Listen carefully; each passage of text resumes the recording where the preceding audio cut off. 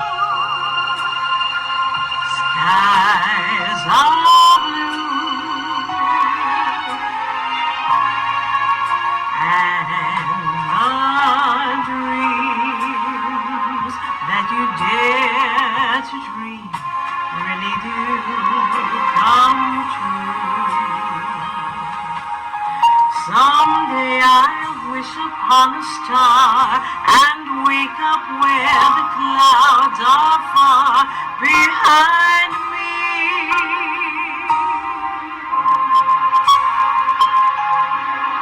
Where troubles melt like lemon drops away above the chimney tops. That's where you'll find me. Somewhere over the rainbow, bluebirds fly.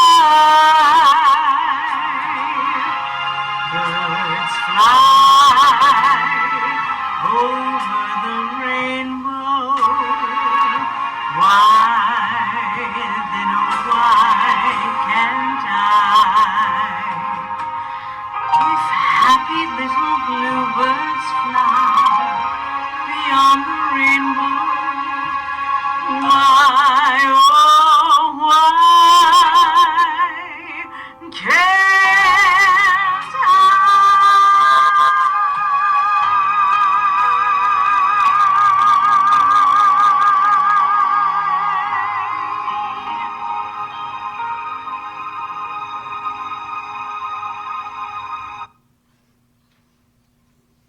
Greetings, everyone. And that was a song, a tribute by Nancy Fresca Cabarez, who had to share with us she got stuck because of the hurricane or tropical storm that recently came through here. So she was stuck at the airport on the plane, waiting, and finally they canceled the flight. So she wasn't able to be here, but she sends her love, and she sends it in melody and song, which is her gift. On behalf of the family and friends, we welcome and thank you for joining us today as we celebrate the life of the Reverend Dr. Wayne A. Robinson. Though we have gathered here today in grief and in sorrow, we have also gathered in celebration. When someone we care for dies, we grieve. It's natural, and we all grieve differently.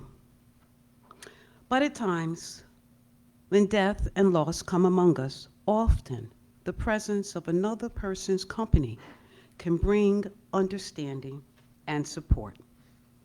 Your being here today is a gift to the family and friends. Welcome. Let us pray. If you'll bow your heads. Spirit of light and love, we ask that you be with us and give us strength of spirit to pass beyond sorrow in this time of loss. Let us commit to support each other with love in our hearts and allow that relationship which Wayne has begun among us to continue to flourish. Surround us with your love and guide us to peace of mind and understanding. May it be so. Amen. Excuse me. What we're going to do now is move right along. We have a full program today because we want to honor him in any way that we can. So I ask for your patience today as we mourn and grieve and celebrate the life and times of Dr. Wayne Robinson. Won't you come now as we light the memorial candle? Oh. Nancy is going to be singing again, and we're going to light this candle. Unless I see, we're not prepared. Not to worry. You're all set.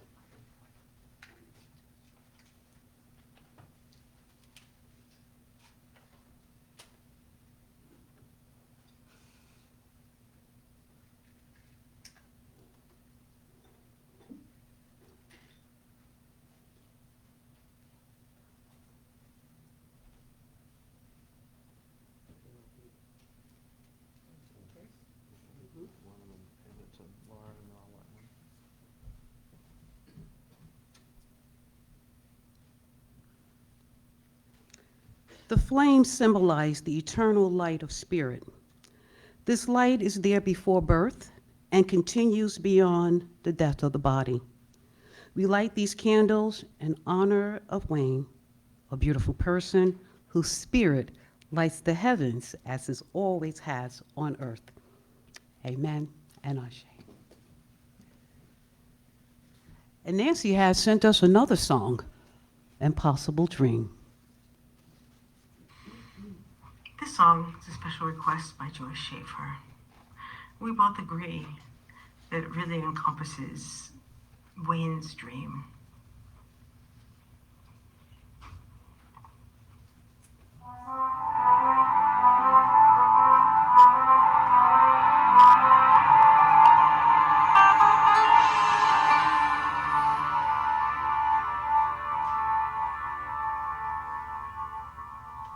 To dream the impossible dream,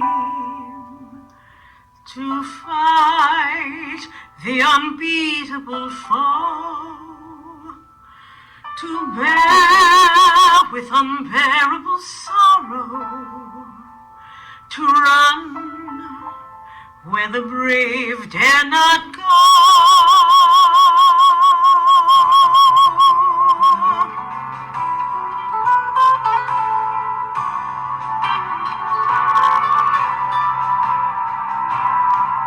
To right the unrightable wrong, to love pure and chaste from afar, to try when your arms are too weary, to reach the unreachable star.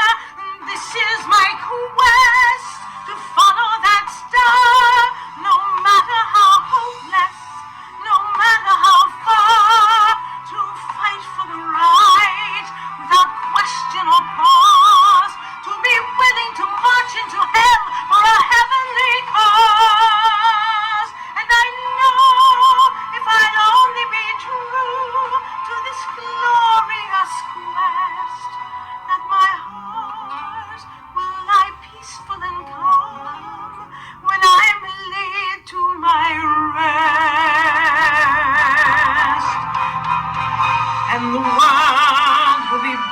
to this, that one man, scorned and covered with scars, still strong with his last ounce of courage to reach the unreachable star.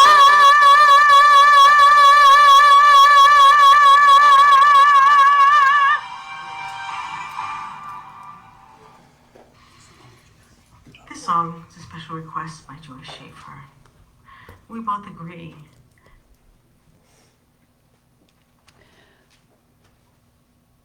If Nancy were here with us right now, I would be saying, thank you, Nancy, for that beautiful rendition. We thank you, Nancy. We think that you may be watching us right now because we are live streaming. Thank you, darling. We love you. There are moments at a funeral or memorial when people perk up a bit, and I found it is usually when the eulogy is shared. That special remembered speech that honors someone who has transitioned.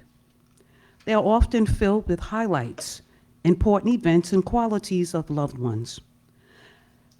This is the time we may learn things that we didn't know before, and how important our loved ones are and will continue to be always. Wayne's eulogy is a reflection of the life and times of his past. I invite you to reminisce as Wayne's dear friend Joyce Ramey shares his eulogy. Joyce? Thank you, Albie. When I heard Nancy sing The Impossible Dream, I thought, that says it all. What an amazing life, what an amazing life. So today we are gathered at All Faiths to celebrate the spectacular and meaningful life of our beloved founding minister, the Reverend Wayne A. Robinson. It's my privilege and honor to share with you some memories of my friendship with Wayne over the past 26 years. In 1998, my late husband, Hanif Ramey, and I came back from Pakistan to my home in Fort Myers. He was quite surprised to discover he had landed in such a conservative place as Southwest Florida. His prior experience in the U.S. had been in the 1980s when he was in political exile during the dictatorship of General Zia al-Haq. And he and his family lived in San Francisco, where he was adjunct professor at the University of California at Berkeley. That was his view of America. At first, he wasn't too sure about living here in Florida. Since he was a Muslim, he visited a mosque here, said it was too fundamentalist like the Saudi Wahhabis. I had been a member and president of the UU Church of Fort Myers in the 1980s.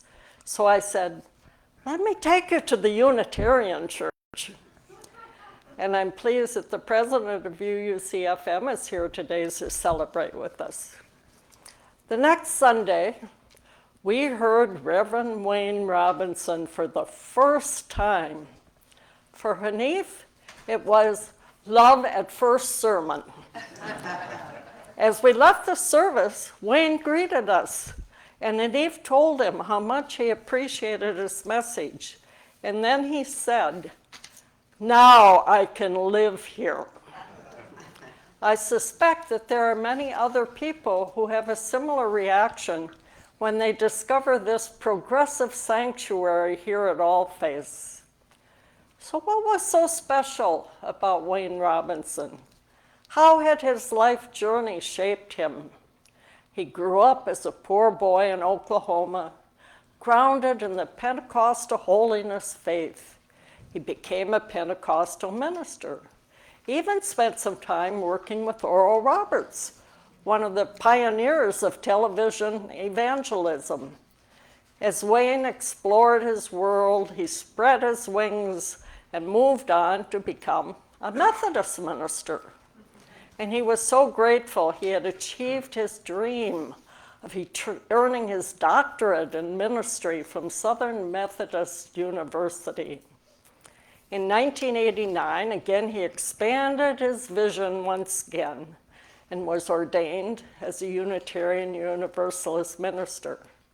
He served congregations in Oklahoma, Minnesota, Michigan, and Florida. Now, Wayne had a unique capacity to combine a deeply felt spirituality and sense of the sacred with a penetrating intellect and curiosity about humanity and the universe. He brought together people from diverse faiths and multiple ethnicities. While serving at UUCFM, disputes arose about his theology and leadership, which led to his resignation in 2000. He went into exile in the cold North Country in Michigan, where he served for a year as interim minister at a UU congregation there.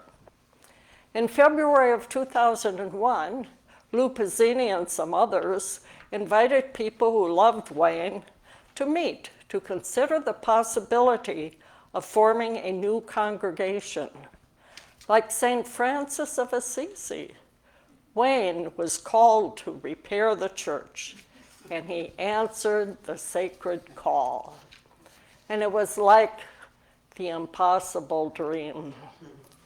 He found a new freedom to follow his heart and soul in creating something special, along with 98 of us founding members. We had a vision for the new millennium in which our often imagined interconnected web of human beings could become a reality in a truly wonderful world. He firmly believed we are meant to be each other's keepers, and that is the theme of this magnificent sculpture, which was inspired by one of his sermons. He emphasized no one has a monopoly on truth or virtue, and we can be enriched and inspired by wisdom of all the faith traditions. He helped to create a family of seekers built upon the foundation of love and inclusiveness. And he led us in pursuit of social justice and opposition to war. He was actively engaged with people like Rabbi Bruce Diamond, who's here today, Imam Abdul Haq Muhammad, and Jim Nathan in promoting justice here in Fort Myers. I often said Wayne was a lot like an Old Testament prophet, speaking truth to power, challenging hypocrisy, and opposing any form of discrimination based on race, sex, religion, sexual orientation, or ethnicity.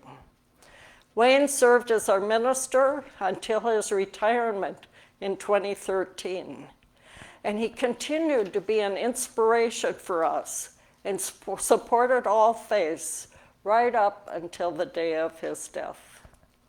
He was an ardent supporter of Reverend C.J. McGregor, who served from 2017 to 2022. And he was very enthusiastic about our current minister, Alberita Johnson. When I would greet him after services, he would regularly comment, "Isn't Albie great?"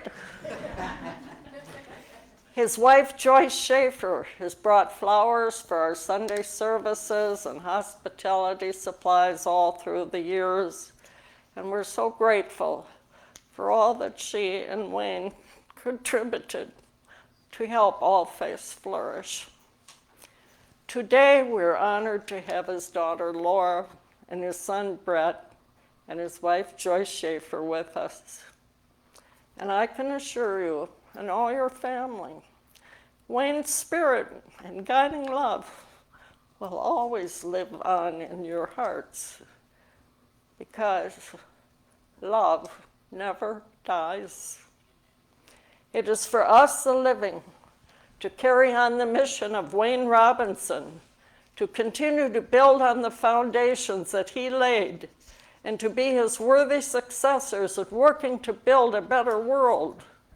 His inspiration lives on in each and every one of us whose lives he touched.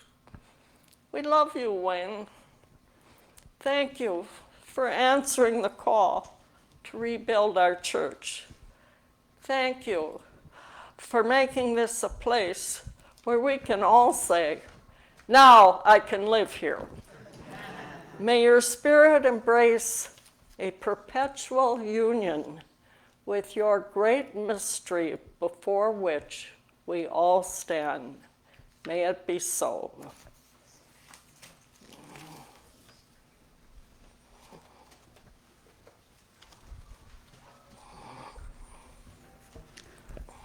We can call it done. After what Joyce has shared with us, and we learned some things about Wayne. And indeed, we love him very much. One of Wayne's wishes was for Adagio in G minor to be shared. As you all know, music is the language of the soul. We all speak it. No matter what, somehow or another, our soul, our spirit, seems to understand. Isn't that amazing? No matter where you came from, let that music play. Hear those melodies. And somehow or another, as separate as we think we are suddenly one once again. May you find peace and solace as we listen and our embrace as Susie Kelly blesses us. Susie.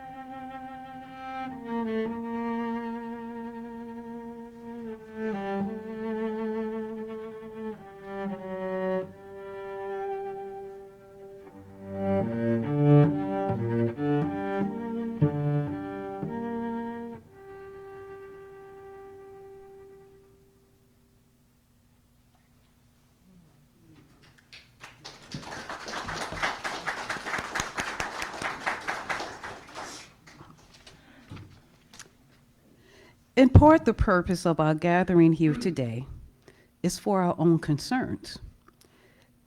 What type of concerns? Well, it is to remind us why we are here on this planet, what our purpose is, and our own reason for living.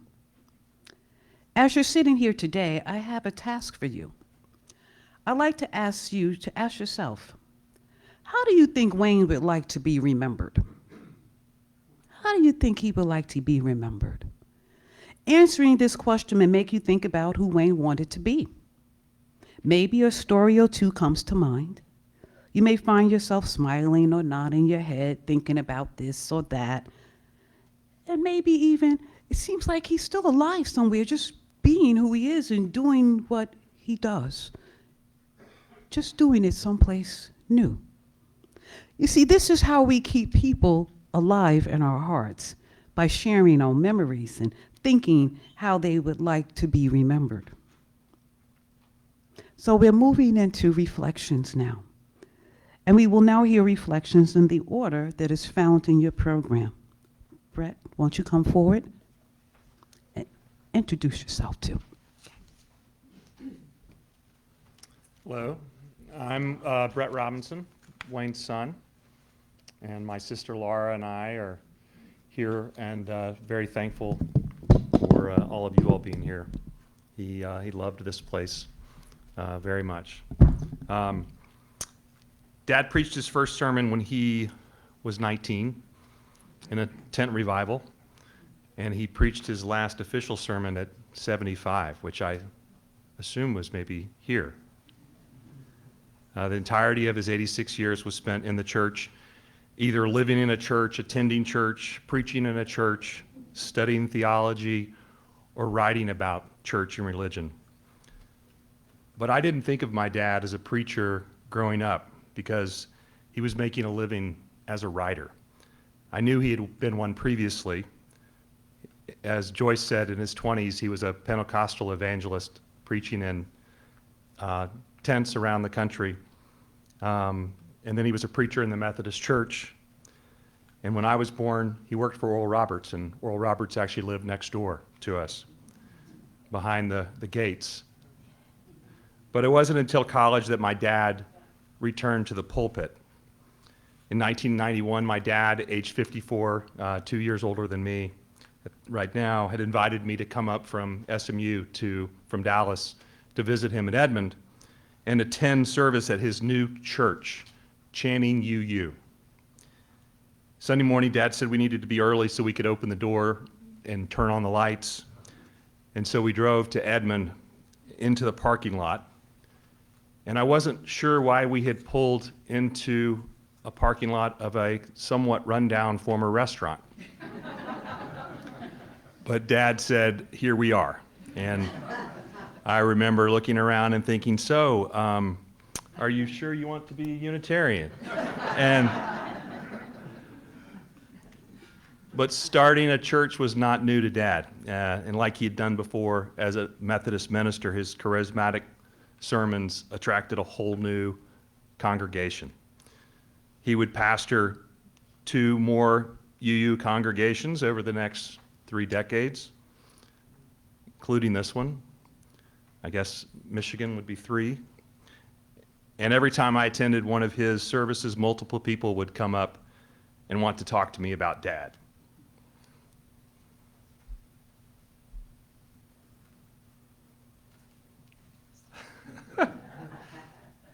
She's my helper. What a blessing it was that he was their pastor, and how much it meant to them. That he visited them in the hospital and how they admired what he was doing in the community. It made us proud. Once my dad started preaching again, I also thought of him as an activist, and I was younger and I honestly didn't always appreciate what he was protesting. But I always admired that he was willing to put himself out there and fight for his beliefs. He loved to send me editorials that he had written in the Fort Myers News Press, and he liked to laugh about the letters that often followed.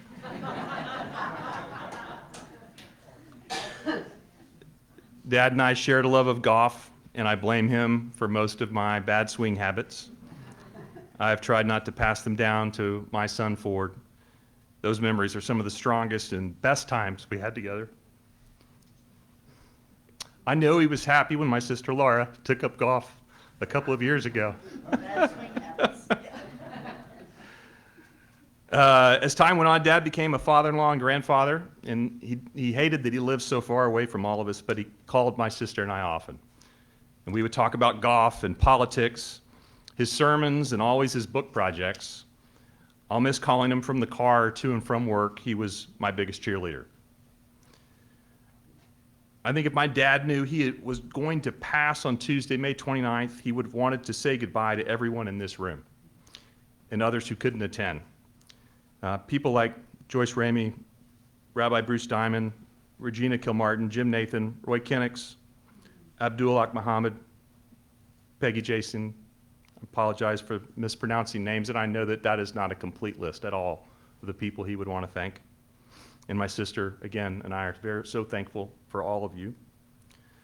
He would have told Joyce how much he loved their life in Fort Myers. He would have told my sisters, Laura and Carol, and me how proud he was of the parents we had become and how lucky we were to have married Tamara, Gavin, and Ricky. And he would have hugged all the grandkids and told them that Poppy loved them. And he would have told us where to find the manuscript to that last unfinished book. I also think Dad would have wanted to say a final prayer. And in my opinion, God worked his mysterious ways even for a wayward Unitarian minister. 3 days before Dad died, we were all gathered at my house to have dinner and celebrate Ella's graduation from high school, which we had all attended just a few hours before. When it was time to eat, we stood around the long kitchen island, holding hands, and I asked Dad to say the blessing. His voice,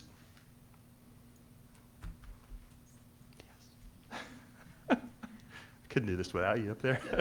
His voice had gotten weaker and raspy with age, but when he spoke the prayer, his voice boomed, and the prayer was perfectly worded.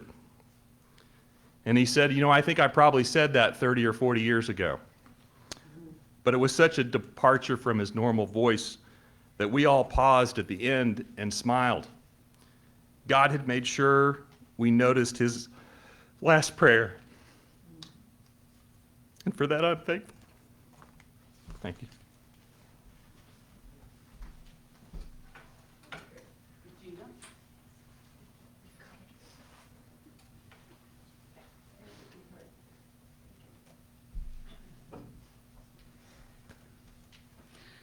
Well, good afternoon.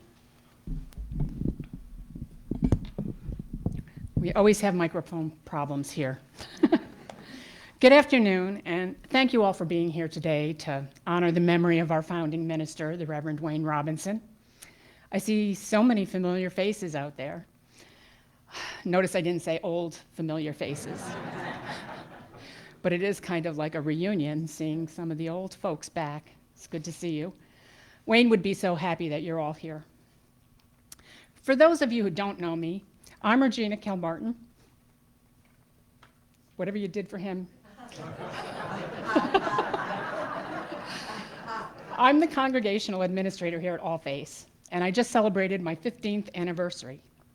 It's one of the longest relationships I've ever had, and one of the best. The reason I'm still here after 15 years is because of Wayne Robinson. When Wayne and Joyce Rame hired me in 2009, I had no idea of the impact that decision would have on my life.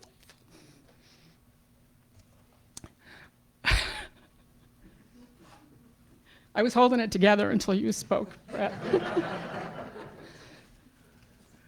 Working with Wayne and the people he entrusted, all of you, to fulfill his dream, all of this, has changed my life permanently and profoundly. I never in a million years thought I'd be living my best life, hanging around with ministers and preachers and the people who follow them. But here I am. Wayne was very, very good to me. He always had my best interest at heart. We worked together for close to 5 years before he retired, but I've known him for 15 years. He was someone I looked up to. He was my mentor, my minister, and my friend. And there's just not enough time to talk about all of the wonderful opportunities and once-in-a-lifetime experiences afforded to me through the years, because Wayne had something to do with it.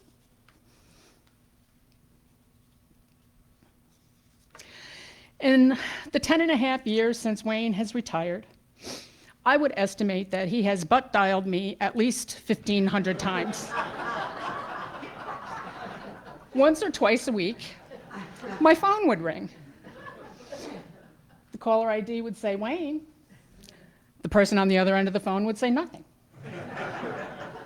I'd say, Wayne? Wayne? Wayne, are you there? He never answered.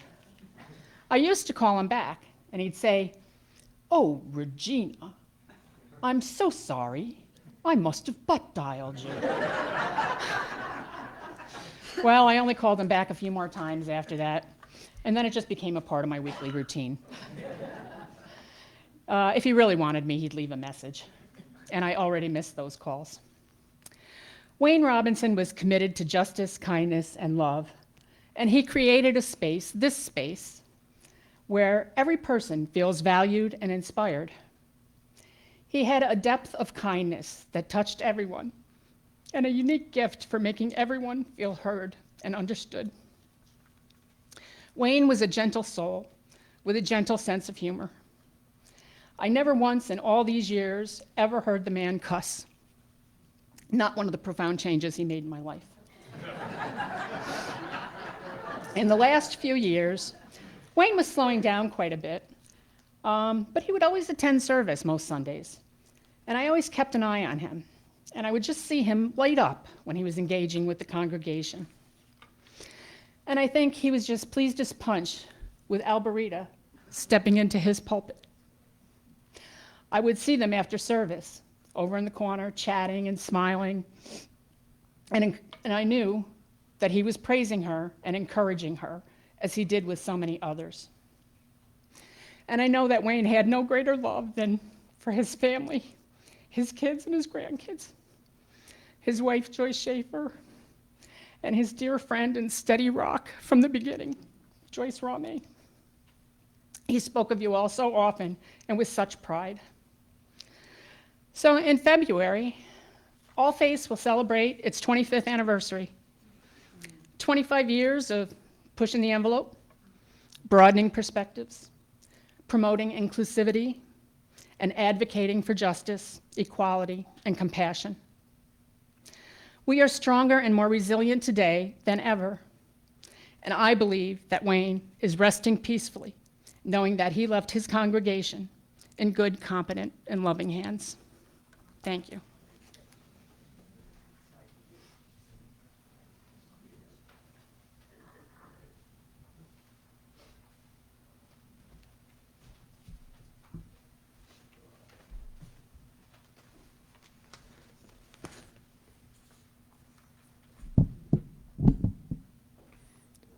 Hi.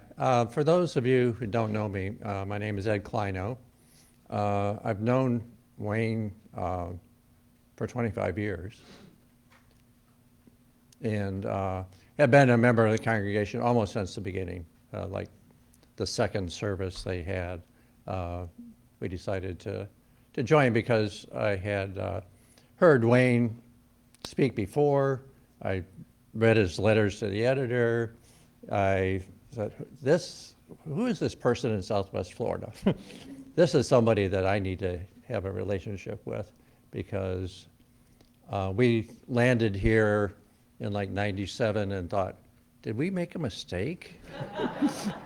You know, the same familiar story that many of you have relayed. But anyhow, I've heard it said that if you want to really think about a person's essence, take time to try to describe them in just 3 words. And so, oh, that's an interesting challenge for somebody as complex as Wayne. So I thought of things like compassionate, empathetic, scholar, passionate progressive, activist, leader, unconventional, open-minded, spiritual, a counselor. And, but for me, the 3 words that best describe Wayne are champion, mentor, and friend. Champion refers to how he would champion the progressive causes that we all care about. And he had a talent for both creating an environment where you could personally grow and at the same time work with this group on these bigger missions of peace, justice, and equity. This church, his church, is probably the greatest legacy in this regard. And just to back up a little bit, in September of 2001, shortly after 9/11, my late wife, Debbie, and I decided to get up on Sunday morning and go see this guy and see what this was all about. So I attended our first service at the Dunbar School, and we were so happy to find a wonderful community of caring, supportive, socially and spiritually progressive, and activist people. And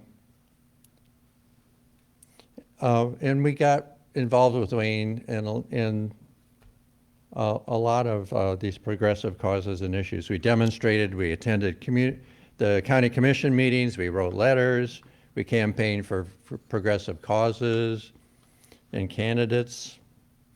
And one thing I remember in particular, in 2004, Wayne took us, a group of us, to Washington, D.C. To participate in the Women's March in support of the women's right to choose. And it really felt important and hopefully effective in participating in that with so many people who believe that. Wayne was also my mentor. I always found Wayne's services and his sermons intellectually stimulating, emotionally uplifting, and spiritually inspiring. But once in a while, I would catch myself thinking he was speaking directly to me. And he was talking about something that had been like nagging in the back of my mind for quite a while. And it now became crystal clear. And some of these aha things have really changed my life. And even motivated me to a few very significant changes. And his personal counsel to me, not in this setting, but personally, was even more important.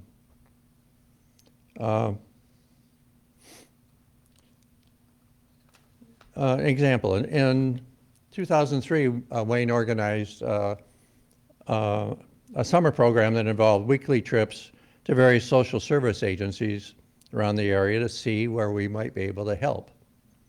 And it just so happened that I connected with what was then Lee Mental Health, that's now Salus Care, an organization that provides mental health and substance use services to people no matter about their ability to afford it. And it does amazing work. And I've been on their board for 20 years because Wayne enabled me to find them. Now let me talk about my friend, Wayne.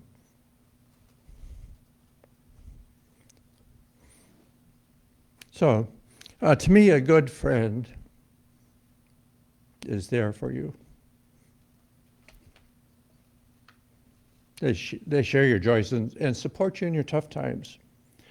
We've all been to too many memorial services here. My father-in-law, Dick Reese, my late wife, Debbie.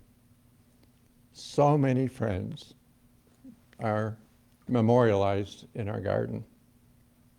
And as a true friend, Wayne made their services especially healing experiences and did so much to help me through my hardest times. One last quick story.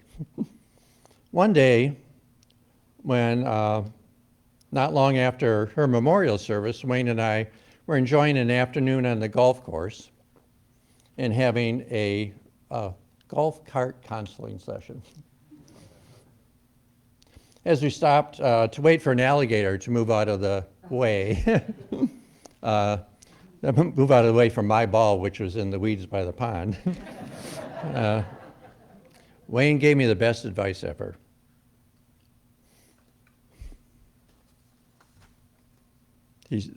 And this is generally good advice to anyone who's grieving.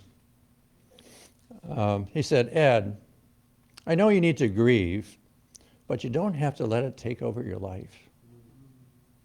You can choose to be happy. You need to grieve, but you don't have to let it take over your life. You can choose to be happy. Did you know that my friend Wayne, and maybe just as much Joyce, are also matchmakers? Long story short, he and Joyce could see that both Mary Corrigan and I were in similar places in our life, in that we were open to new possibilities. And they decided that we were perfect for each other. So the second or third time I found myself sitting next to Mary and really enjoying myself at an event they had arranged, I finally got it. I realized I was choosing to be happy. It all came together then when Wayne came out of retirement to officiate our wedding, nearly 10 years ago. So thank you, Wayne, for being the best champion, mentor, and friend that I could hope for.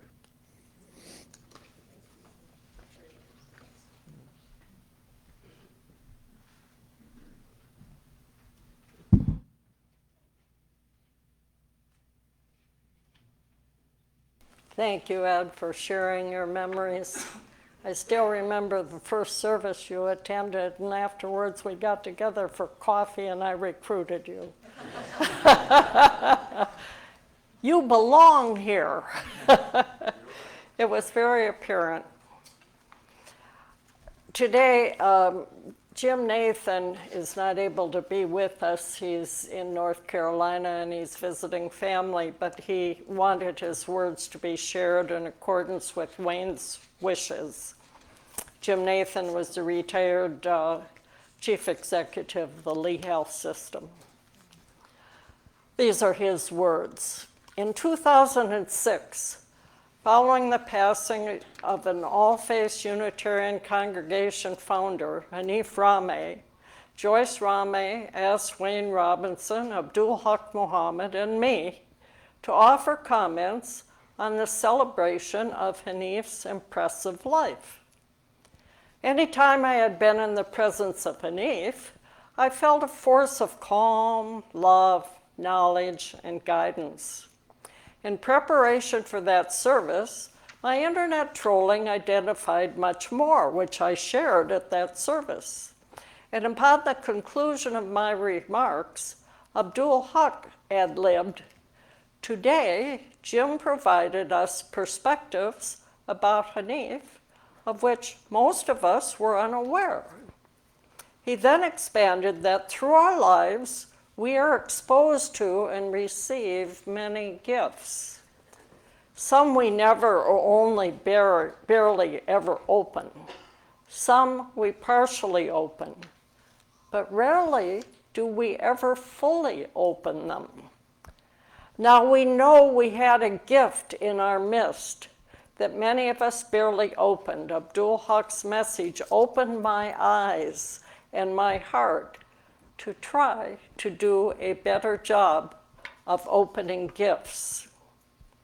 While I have never lived up fully to my expectations, I wish to reinforce the message of gifts resonates with me to this very day. Those of us who are physically here or attending spiritually are celebrating the life of another major community gift, Reverend Dr. Wayne A. Robinson. A gift that I was honored to open to some degree, and a gift that will keep on giving to many of us forever. Some examples of his many gifts. A gift filled with passion, compassion, vision, commitment, resilience, dedication, and so much more was evident in our shared journey following a University of Michigan study that Greater Fort Myers was the most segregated community in the South and third most in the nation. Only days after the study was printed in January 1997 issue of Population Today, Wayne reached out to me to help gather folks in our community to use this kick in the pants as a wake-up call. Lee County Pulling Together was assembled, and while we clearly did not solve racism, we learned, we grew, we made new friends that opened new horizons for many. Wayne honored me with the gift of new and expanded friendships that have lasted all these years. A gift filled with emotional anguish, wrapped in a clash of personal expectations and congregational politics, resulted in Wayne resigning from the congregation he helped position as a leader in community activism for social justice. And following a year in semi-exile in the frozen tundra of Lansing, Michigan, Wayne returned to Fort Myers in early 2001 to determine if there was an appetite to develop a new congregation. And I'll never forget driving that day to Gulf Harbor to listen, learn, and see our friend Wayne. At the same time, I told Karen, I don't want to be part of starting a new church.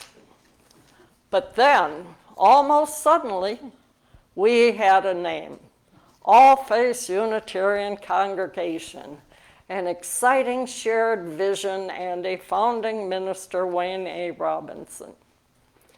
All Faith, a gift opened and well worn nearly a quarter century later.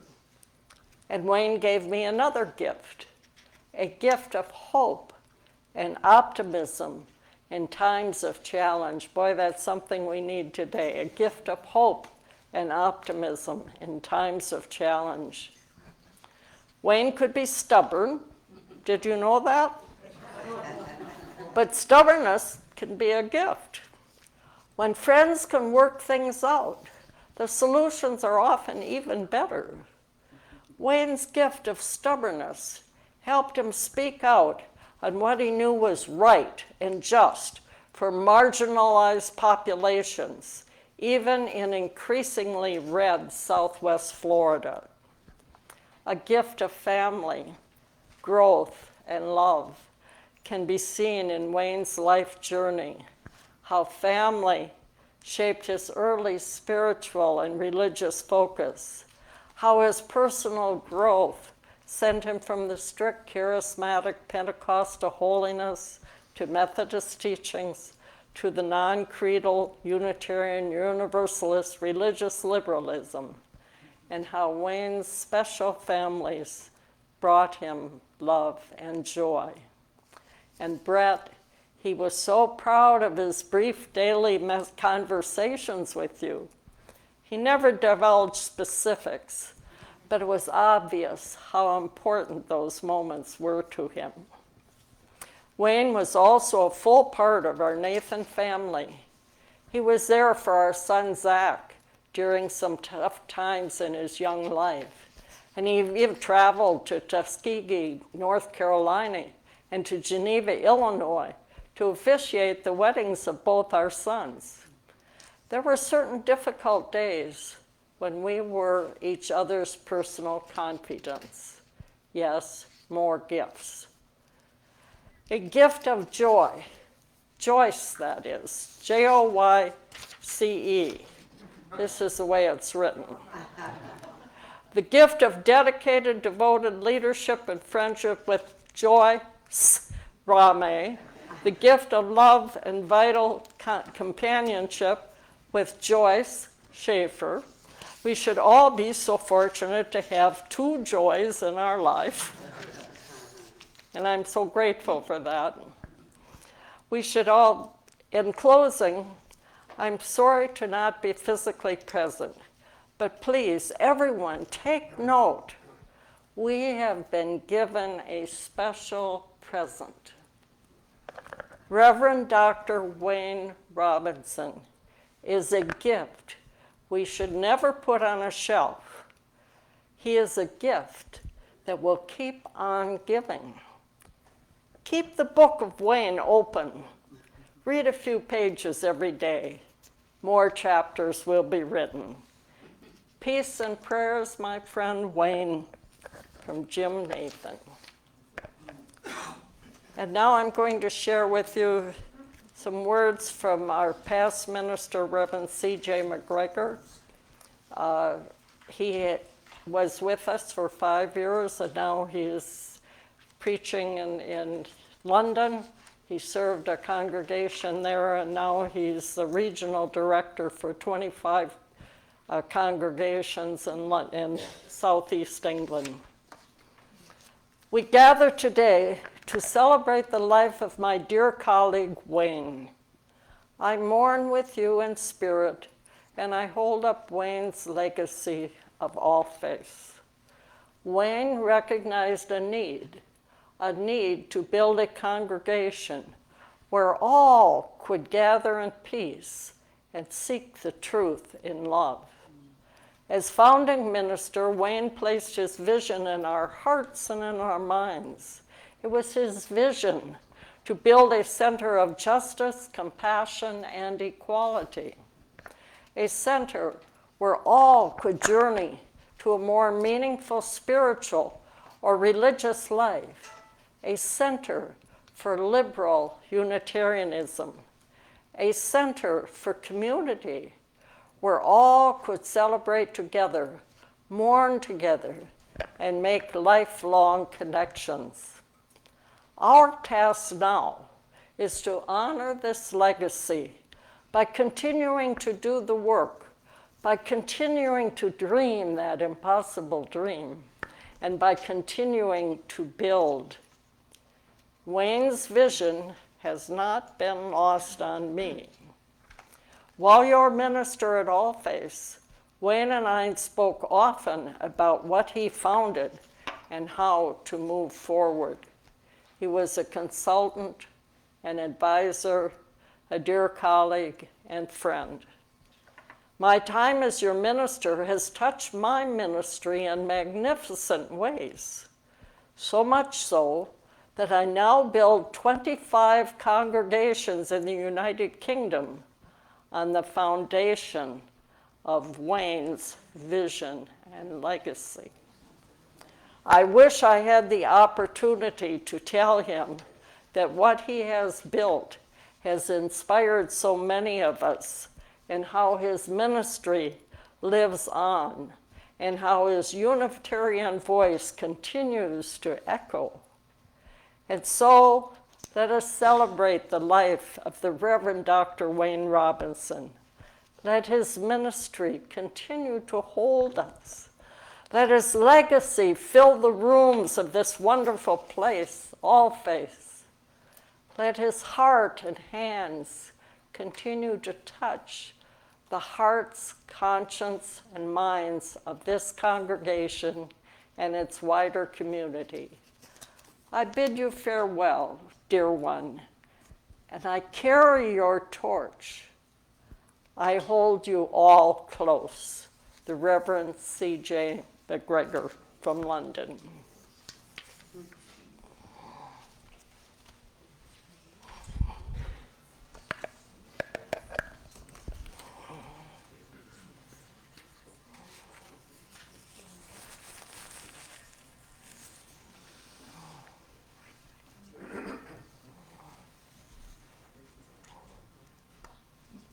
Shabbat Shalom, good Sabbath. I'm Bruce Diamond, a rabbi here in town. You also have to forgive me, I have to leave after my remarks. Usually on the Sabbath I don't venture very much anywhere, but for this, of course.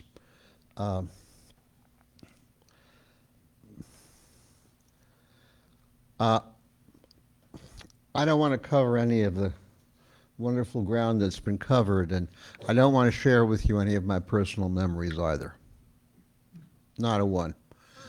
Um, um, you know, a memory is actually physically, it's a protein bridge. The spark doesn't just jump.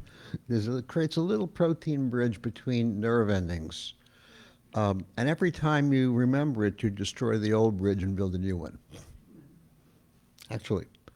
And it becomes like the old magnetic tape that you record over and over and over, and that becomes duller. It does. That's one problem with remembering things too much.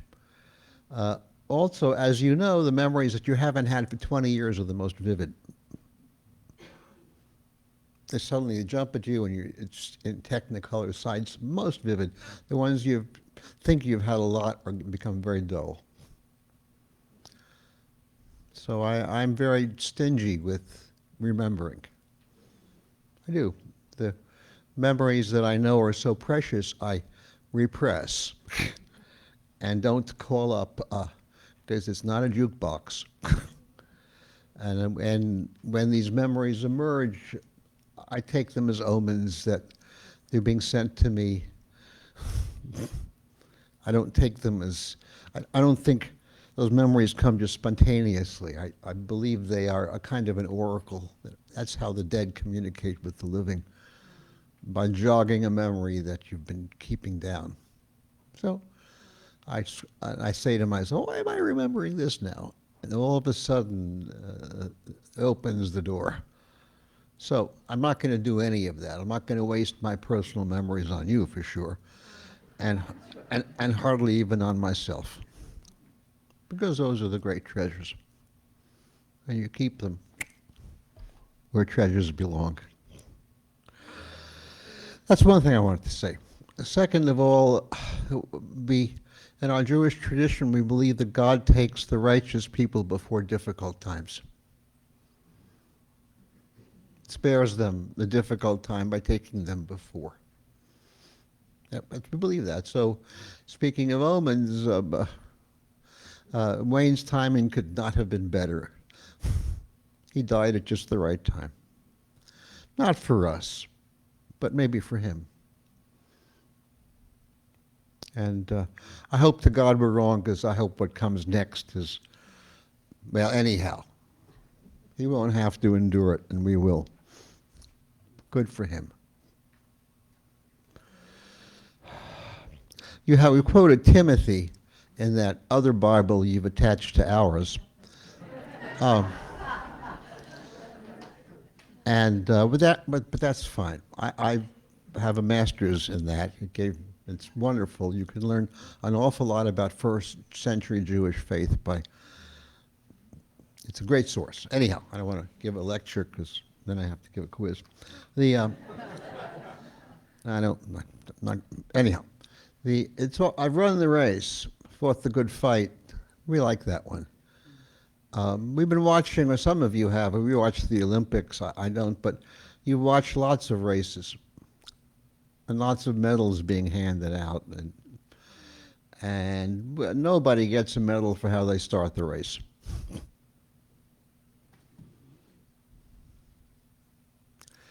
It's that last few feet or meters, or that kick at the end. How you finish the race is where the medal is. And I must tell you, I want to talk about the last part of his life, which was the victory lap, his marriage with Joyce. It normalized him.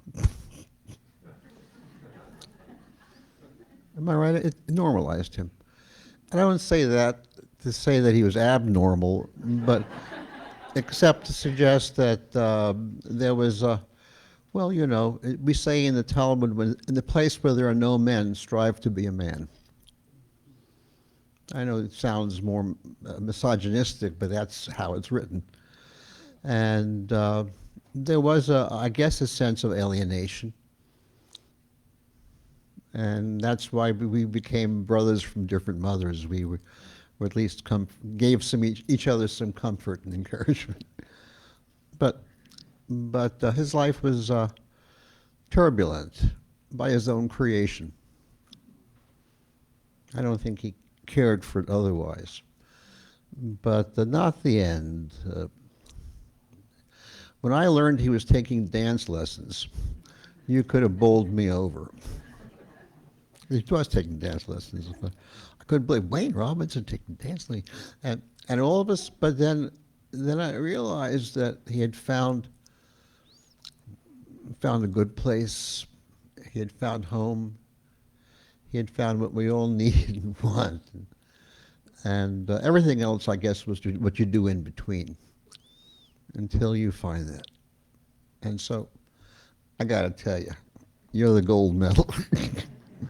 The victory lap. And I was so happy for him. Actually, he sort of was an inspiration. I'm also married later on.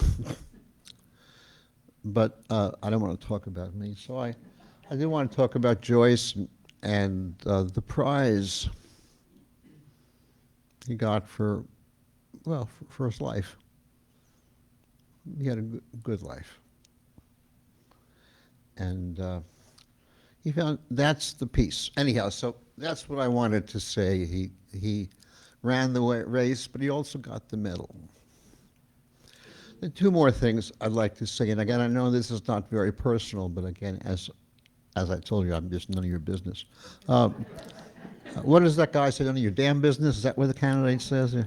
I like that one. I have a bumper sticker I created in the back of my car. It says, "We won't go back." And I made my own bumper sticker, but none of your damn business is a good bumper sticker, too. I wanted to offer some prayers, our traditional prayers for Wayne. I don't have faith in God. I don't have enough information, but I do have hope that there is a God. I have hope. That's what I tell people. I hope there is. And I live in that hope. I don't know if there's a life after life. I suspect there isn't, but I hope there is. I hope so. It would be a nice hope, and maybe it's true. And if it is, I wonder what he's doing now. I know he goes on to new places and sort of reorganizes them in a certain way. I just wanted to give the good Lord a heads up.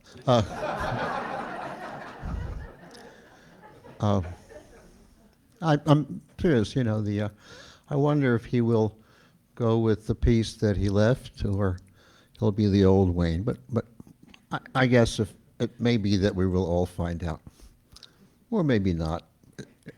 But it's fun to imagine, isn't it? Anyhow, I want to offer two prayers, one in Hebrew and one in Aramaic.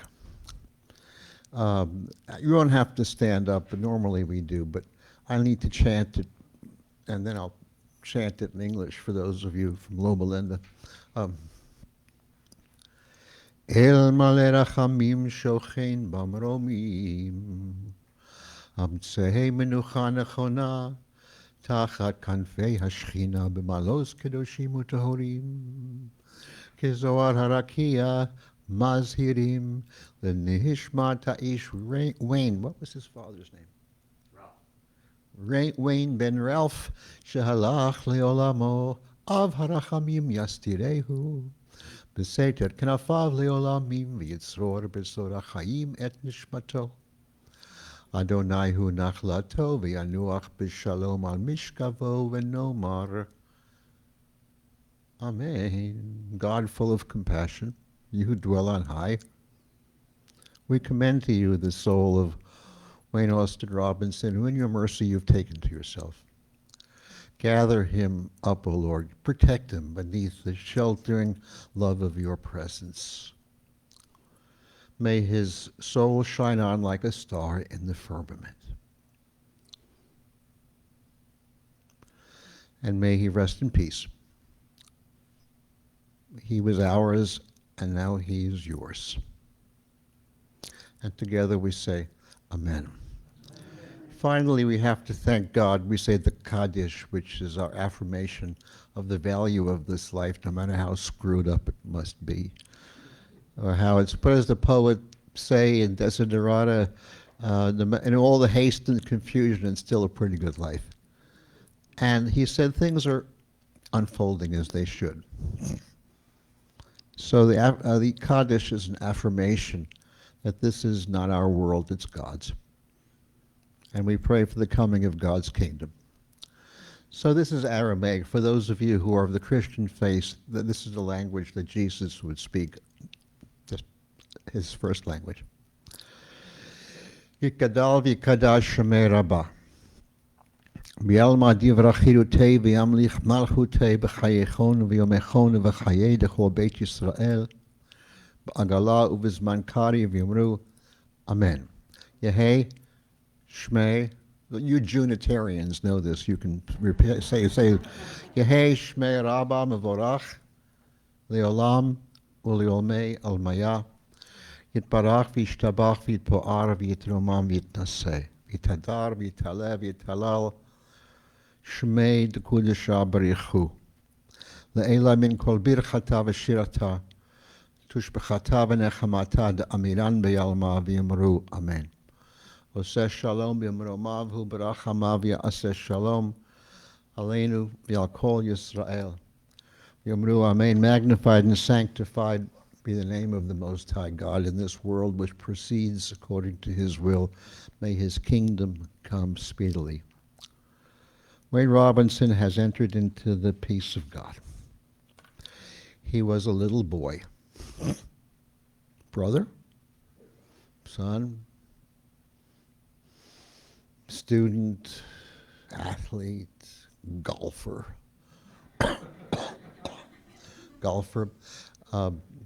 preacher who did his best, O Lord, to promote you in this world. He became a husband and a father, a grandfather. Is he a not a great grandfather? Great, yeah, he's on the way. He was many things to many people, but may all of his weaknesses be overlooked. May all of his strengths be amplified as we speak about him again and again and again. And we will. May the source of peace send peace to all of you who mourn, and healing to our hearts that are broken. To that we all say, Amen, and have a Shabbat Shalom, a good Sabbath. You must excuse me now. Thank you very much. Thank you for including me. Shabbat Shalom.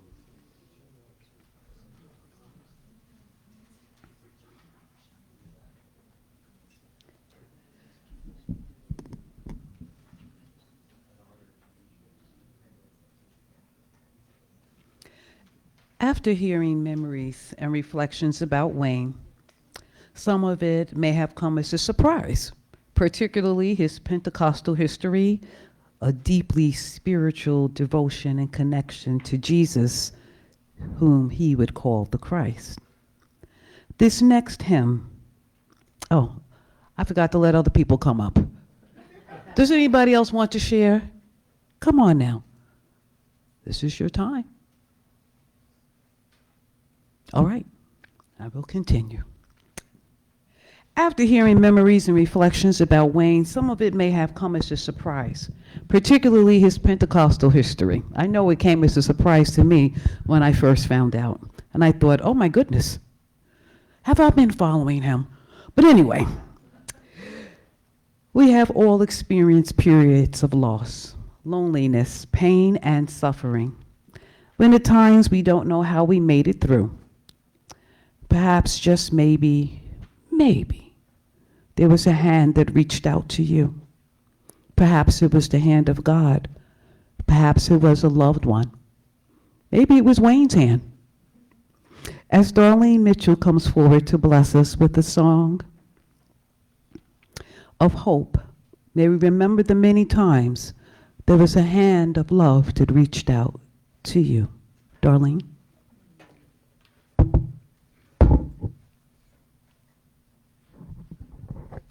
Good afternoon. I do have to say something. Wayne Robinson is the only pastor that has ever invited me to sing at his church and stopped me in the middle of the song because it was too fast. I had nothing to do with that. Blame Dan. Had nothing. So, not only does he say it, he's waiting on me to start the song over again. Really, really slow. So, please bear with me. I mean, we will get out of here by Christmas, okay? Listen.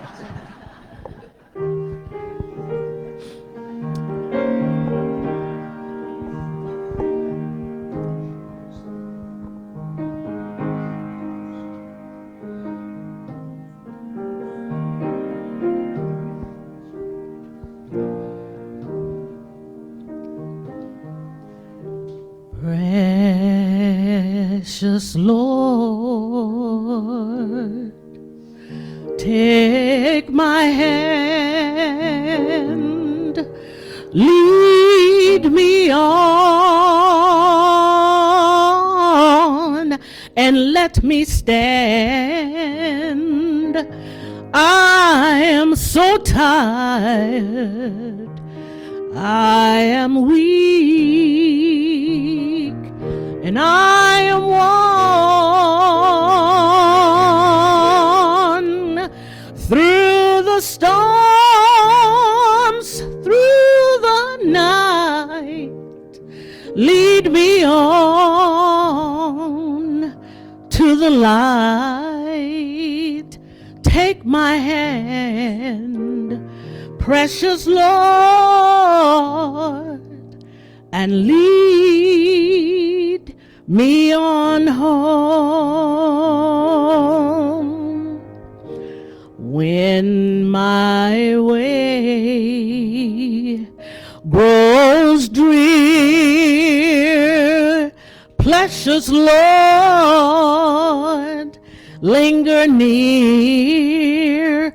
When my life is almost gone, hear my cry, hear my call. Hold my hand, lest I fall. Take my hand, precious Lord, and lead me on home.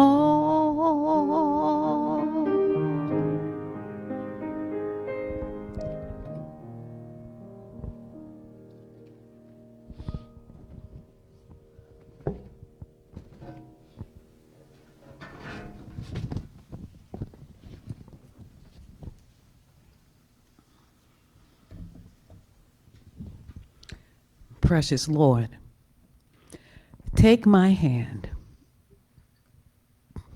Take my hand and lead me on. Help me stand.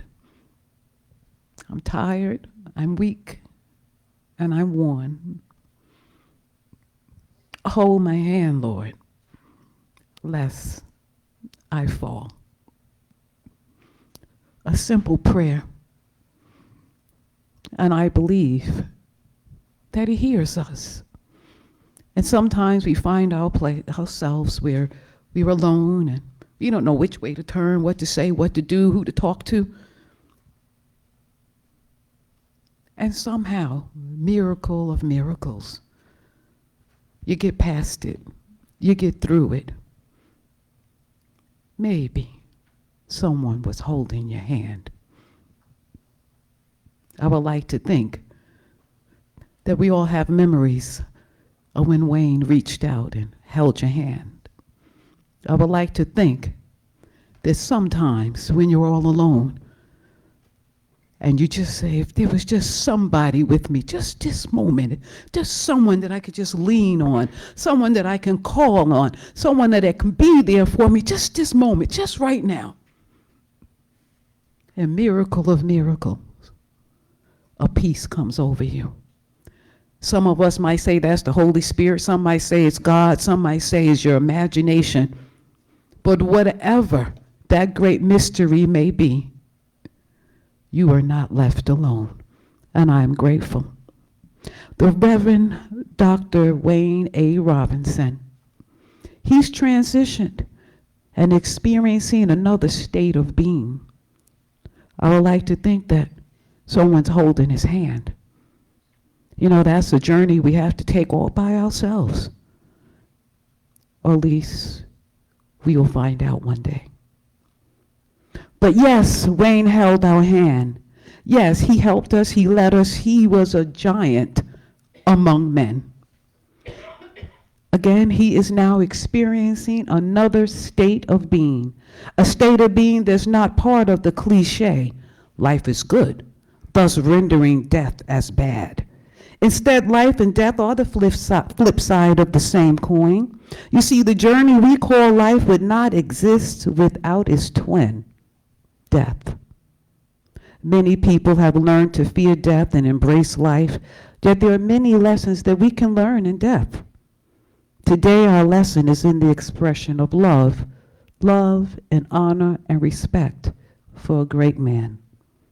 A man who shared in his sermons a quote from Mary Oliver's poem, this poem called The Summer Day.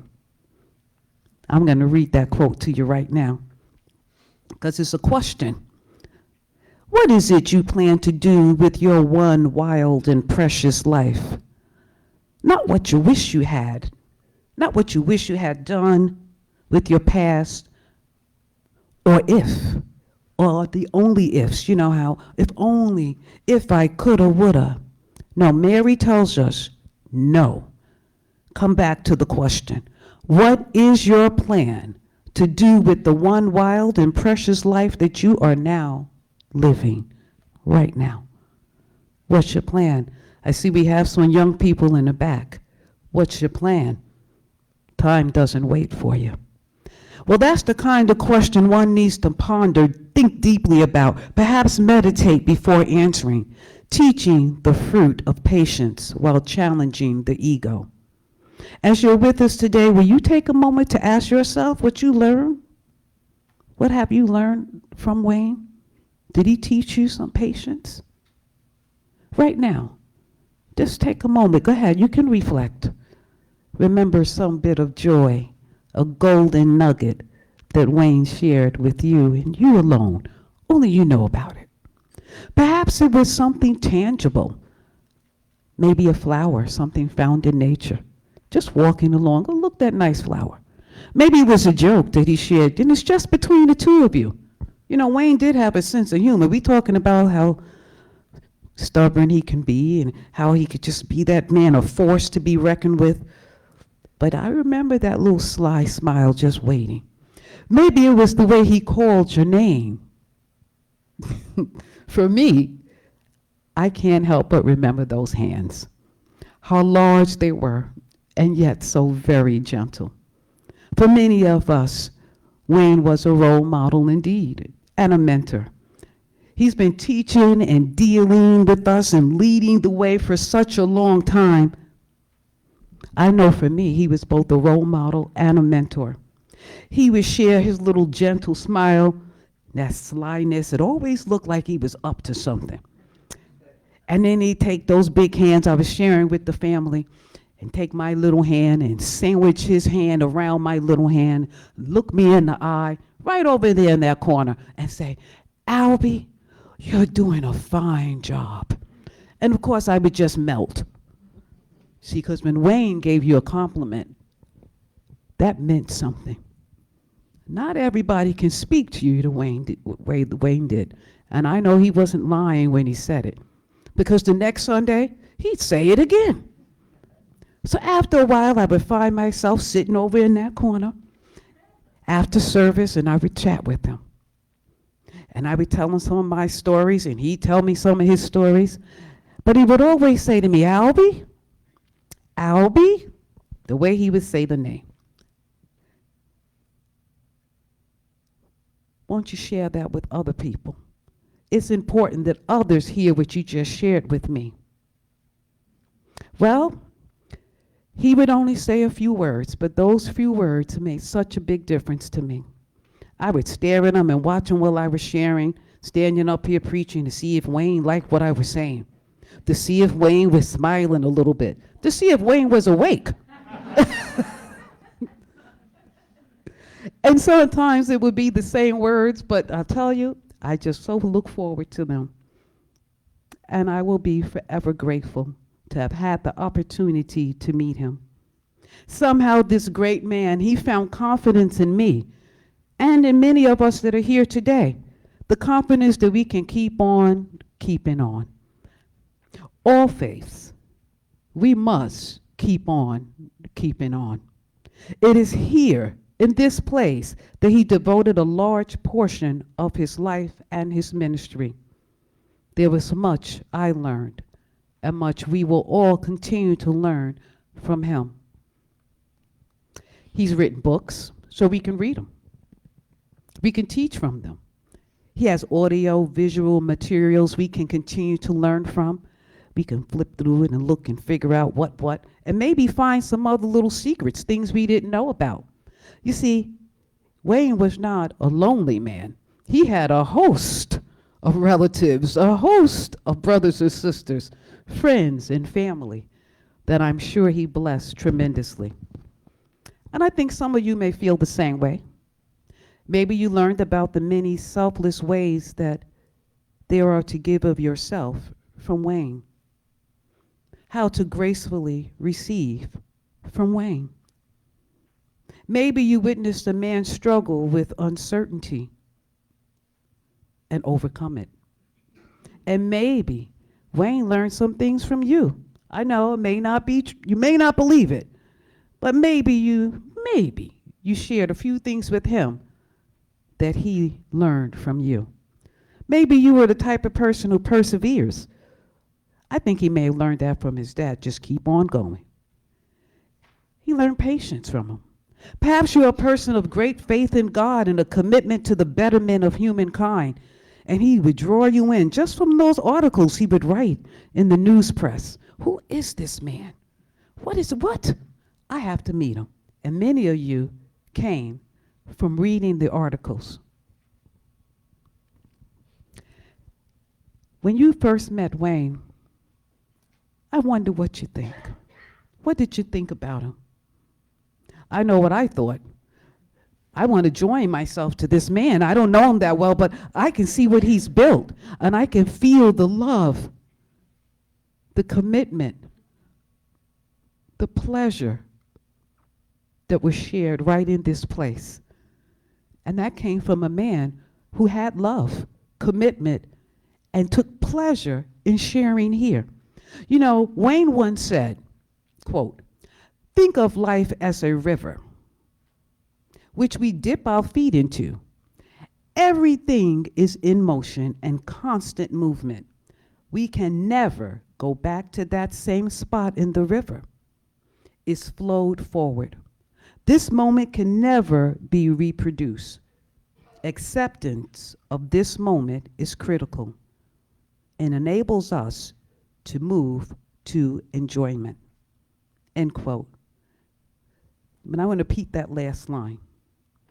Acceptance of the moment that you're currently in is what will enable you to move forward and continue having joy. Joys. My friends, Wayne's transitioning has taught each of us that life can be short or long. At each moment we have together is an opportunity to express and receive love, thus enjoying life. There's a quote that I heard many times that says, "Yesterday's the past, tomorrow's the future, but today is our gift, and the gift is in the present." Present. May we all be present enough to remember Wayne and to say thank you for the gifts that he presented to us. And yes, he always came bearing gifts. Not the tangible gifts that we are looking for, we're used to getting, and we go put it on the shelf somewhere. But the type of gifts that resides in your heart and you take it with you everywhere you go. Those are the gifts of love. What greater gift is there than love? A songwriter once wrote, "What the world needs now is love, sweet love. It's the only thing there's just too little of." Yeah, many of us will never forget that line. Well, you see, Wayne was full of love. Otherwise, how could he endure all of us? How could he ever have endured it? Take it from another preacher, another minister. If you don't have love, you can never stand up here. Never, because people are just hanging on. But that's okay, because you must walk in your truth and fulfill that purpose. Wayne may have had some up and downs down here in Southwest Florida. Had to leave and go to the cold tundra. But he came back. He didn't abandon us, but he came back. And look what he's built. Well, how can Wayne endure us? It was his love. He may not have been a very tall man, but when he was serious, inspired, spirit-filled with purpose, he appeared to be very tall, a giant among men. Somehow or another, he just grew right before your eyes.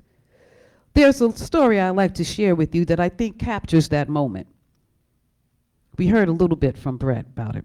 I heard about it too, so I'm going to share it too. That's okay. Well, it was Ella's graduation. It's her ceremony.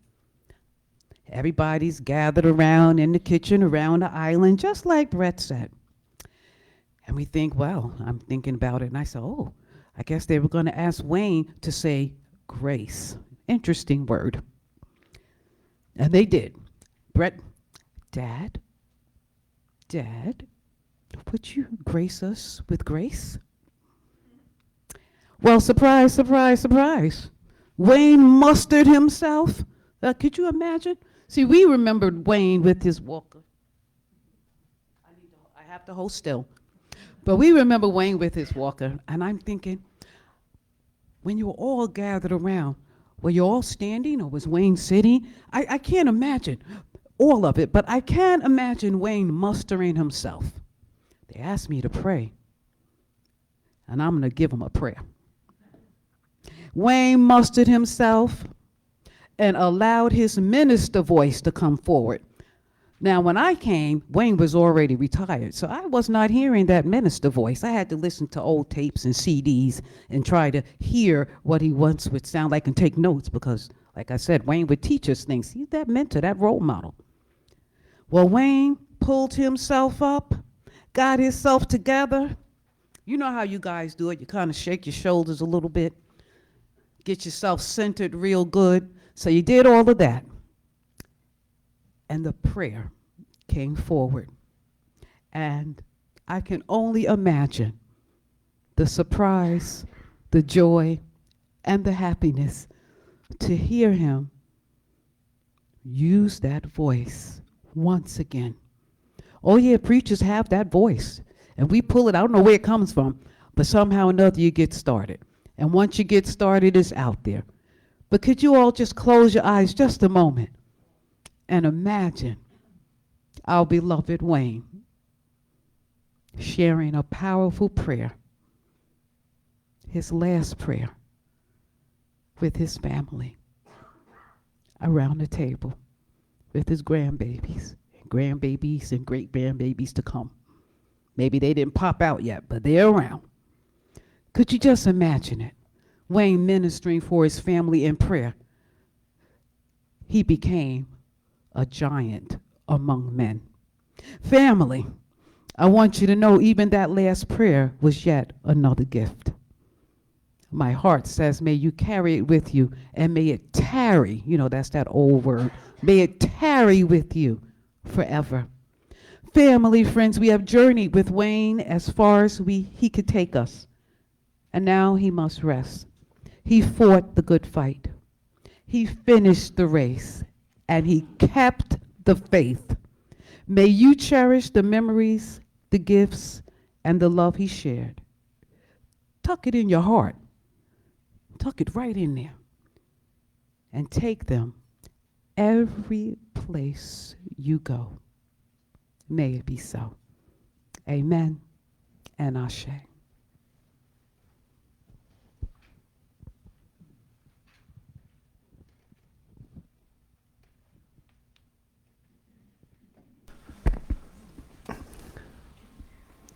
Please sing along with Darlene, Amazing Grace.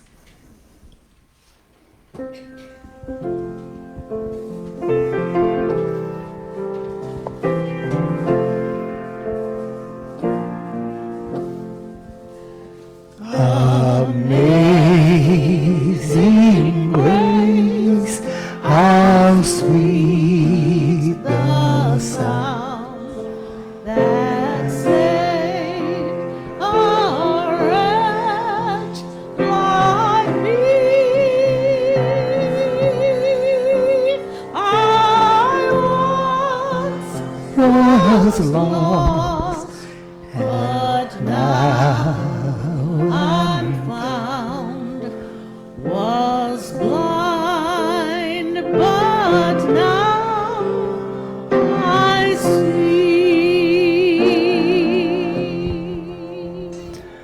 'Twas grace that taught my heart To fear and grace my fears relieved. I Precious did that grace appear the hour I first believed.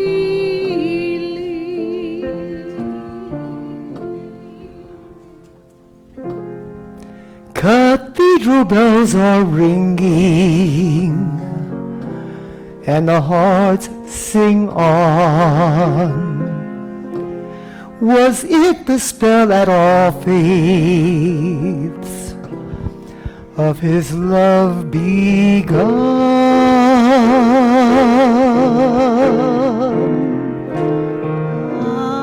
I'll be seeing you in all the old familiar places that this heart of mine embraces all day through. In the small cafe, the park, across the way, the children's carousel, the chestnut trees, the wishing well. I'll be seeing you in every lovely summer's day, in everything that's light and gay. I'll always think of you that way. I'll find you in the morning sun, and when the night is through, I'll be looking at the moon, but I'll be seeing you.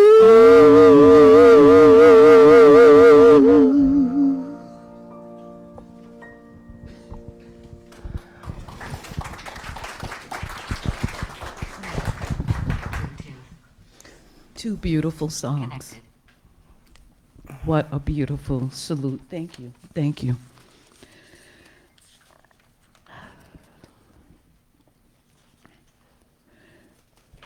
Okay. We're going to go out to the Memorial Garden shortly.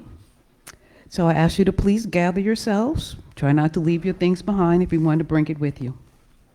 So what a wonderful world. What a wonderful world.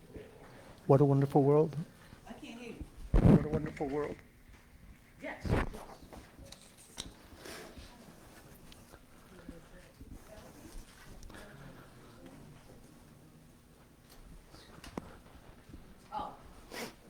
See, I got all uptight. Sorry about that. We do have a poem. Doug, won't you come forward and say the poem? I got lost in emotions.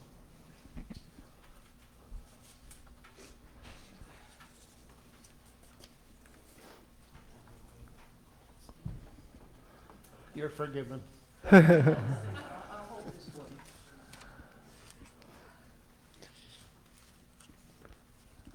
When Wayne retired and he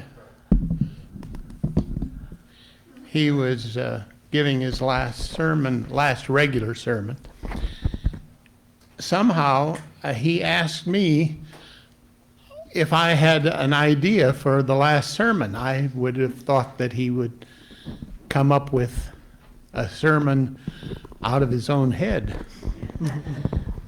But he asked me, and I suggested this poem, and he used it for his final sermon in 2013. It's called After Apple Picking, and it's by Robert Frost. My long, two-pointed ladders sticking through a tree toward heaven still. And there's a barrel that I didn't fill beside it, and there may be 1 or 2 or 3 apples I didn't pick upon some bough. But I am done with apple picking now. Essence of winter sleep is on the night, the scent of apples. I am drowsing off. I cannot rub the strangeness from my sight I got from looking through a pane of glass I skimmed this morning from the drinking trough and held against the world of hoary grass. It melted, and I let it fall and break. But I was well upon my way to sleep before it fell, and I could tell what form my dreaming was about to take. Magnified apples appear and disappear, stem end and blossoms end, and every fleck of russet showing clear. My instep arch not only keeps the ache, it keeps the pressure of a ladder round. I feel the ladder sway as the boughs bend, and I keep hearing from the cellar bin the rumbling sound of load on load of apples coming in. For I've had enough. I've had too much of apple picking. I am overtired of the great harvest I myself desired. There were 10,000 fruit to touch, cherish in hand, lift down, and not let fall. For all that struck the earth, no matter if not bruised, spiked with rubble, went surely to the apple cider heap, and of no worth. One can see what will trouble this sleep of mine, whatever sleep it is. Were he not gone, the woodchuck could say whether it's like his long sleep as I describe its coming on, or just some human sleep.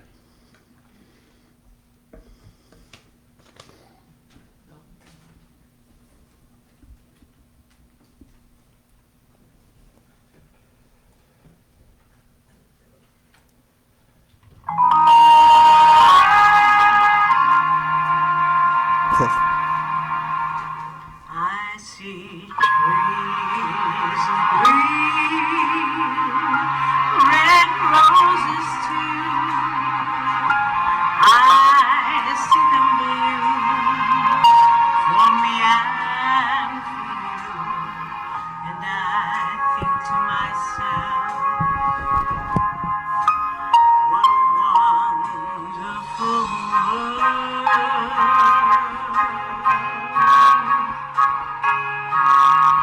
I see skies of blue and clouds of white, the bright blessed day, the dark sacred night, and I think to myself, what a wonderful world.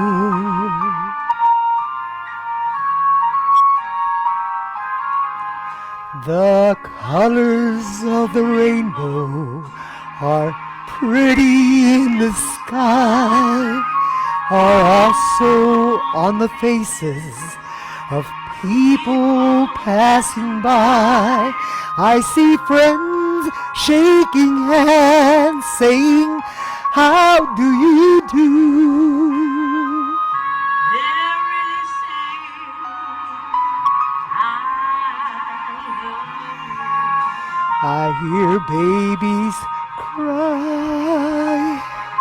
I watch them grow. They'll learn much more than I'll ever know. And I think to myself, what a wonderful world.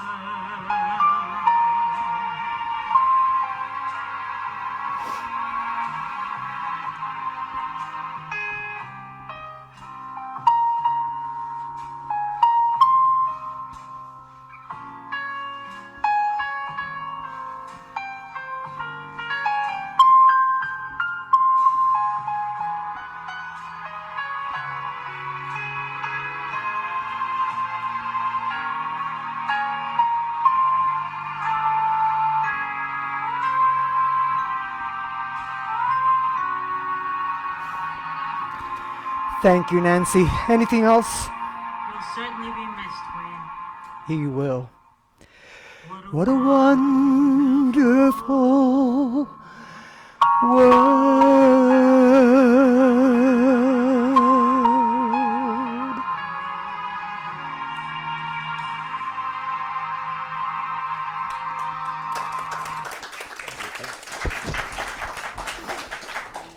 Okay, so now we can gather ourselves and we're going to go outside into the memorial garden and make everything. You're going to leave them out? Okay.